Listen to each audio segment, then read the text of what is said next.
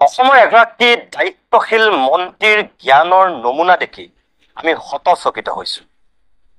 এনেকুৱা মানুহেই আমাৰ ৰাজ্যখনক নেতৃত্ব দিছে মন্ত্ৰী হিচাপে।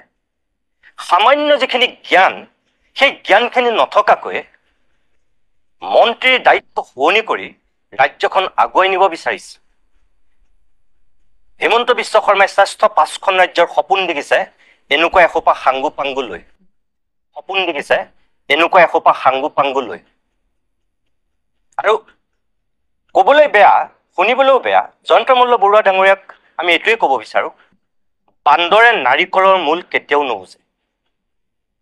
বান্দৰে নাৰিকলটো লৈ খেলিব পাৰে, কেতিয়াও খাব নোৱাৰে।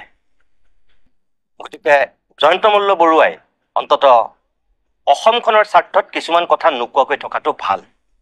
ৰাজনীতি কৰিছে, জনপ্ৰতিনিধি হৈছে, সামান্যতম শিষ্টাচাৰ বজাই ৰখাটো ভাল। আৰু তেওঁ আজি কৈ দিছে যে 15 চনৰ পিছত তেওঁ একো বেয়া কাম কৰা নাই। অসমৰ মানুহে চাই আছে। কংগ্ৰেছক যিসকলে ডুবাইছিল, গেলাইছিল, আজি তেওঁ অকপত স্বীকাৰ কৰিছে মোটামুটি।